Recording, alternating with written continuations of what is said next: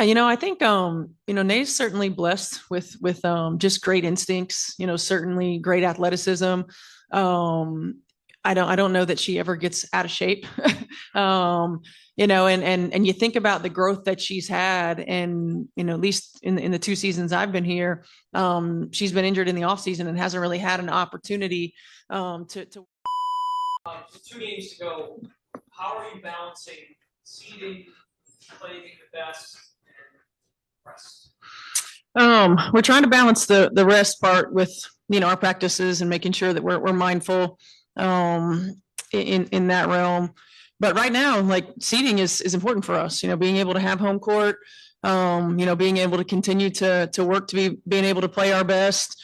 This is a big one for us. I feel like I say that every game, but every game is a big one. And so, for us, making sure that we go out and we continue to work towards being the best team that we can possibly be. I mean, this is a team that we can potentially face again in the playoffs. And so we just got to make sure that, again, we're working towards growth, but also having a sense of urgency about where we are and what we need to accomplish.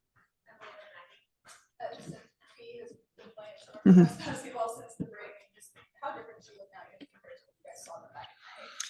Yeah, I mean, she's confident, she's versatile. She's taking, it seems like every game she's taken more ownership of that leadership role and more assertiveness. I think it was last year when we played them in the playoffs. I mean, she was having an MVP caliber season a year ago, and she's just taken it to another level. She's tough to match up with. She's playing at an elite level. Their team is playing at an elite level. And so, but she certainly is the catalyst for that. Maggie, go ahead.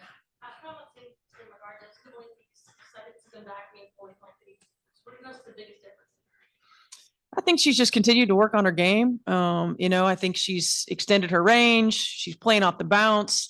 She's tough to match up with. You match up with a guard and she takes you down, and she shoots right over the top of you. Match up with a post and she can spread you out and shoot the three and take them off the bounce as well.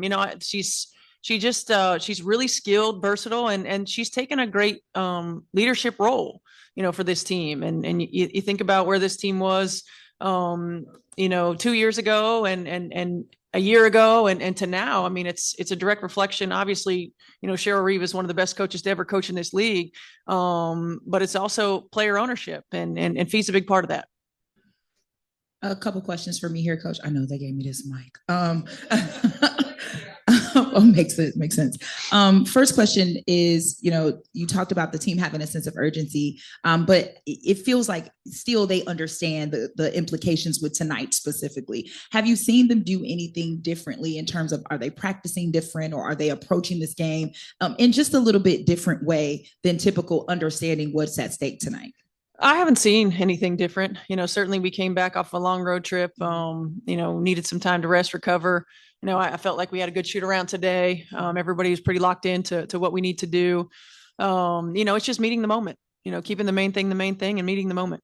Second question for me is, you've had some success against this team twice already. Is there anything differently that you guys look to adjust, given that how they're playing is a bit different than how you guys played them the first couple of times? Yeah, I mean, certainly they're clicking on all cylinders. They're playing at a high level, getting contributions from everybody that steps foot on the floor. One of the toughest things about playing a team like Minnesota is that they are balanced. And so you can't just key on 2 or 3 different players and force everybody else to beat you. You got to guard all 5 positions all the time. And so for us, we've got to be really disciplined in our defensive coverages. We have to be really active off the ball, because it's not, they're not a team that just 2 or 3 people are moving at once. All 5 are moving all the time. And so the minute you relax, you're dead. And for us, we have to make sure that we're active. We have to make sure that we're engaged. We got to make sure that we communicate at a high level. We're not a team that outscores people, right? We've got to be able to get stops. We've got to minimize their opportunities from the 3-point line. We got to force them into tough twos. We got to finish plays, and then we got to go execute on the other end. They're an outstanding defensive team. We've got to be able to work the ball, get high percentage looks, take care of the ball, give ourselves, the best possible opportunities for success.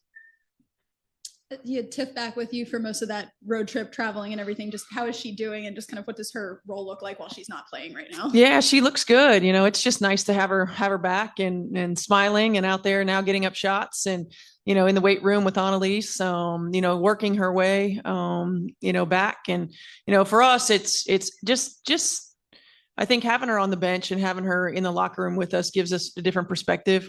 Certainly, and her energy is infectious, and it's nice to have her back. It's nice to also have somebody on the bench that can communicate what they see. You see things differently when you're not playing.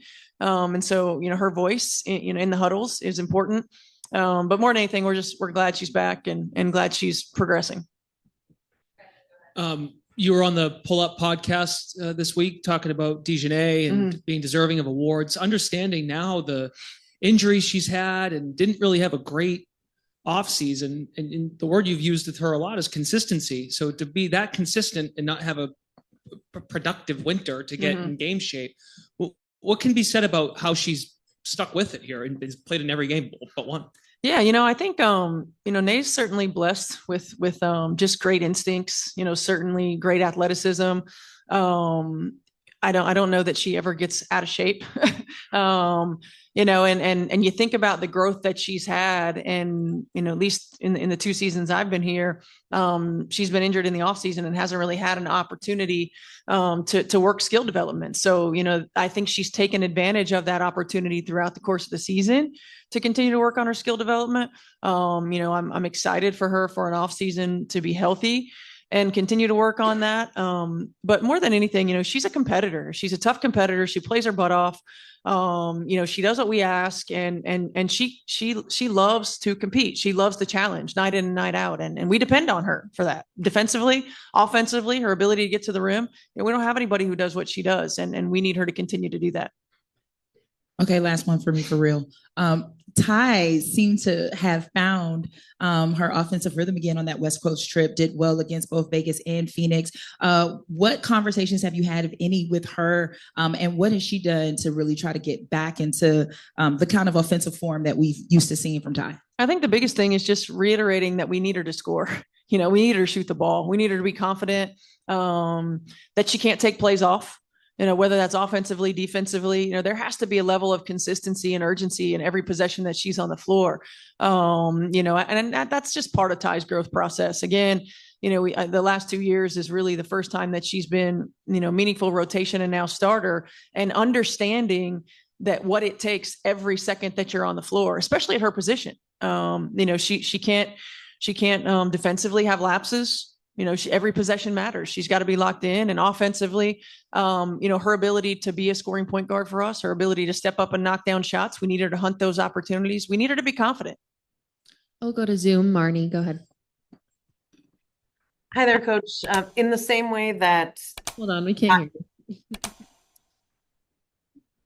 Let me know when you can hear me. I'm not muted. Can you hear me? Can you hear us? We're not on mute. Write it down. Hold up a sign.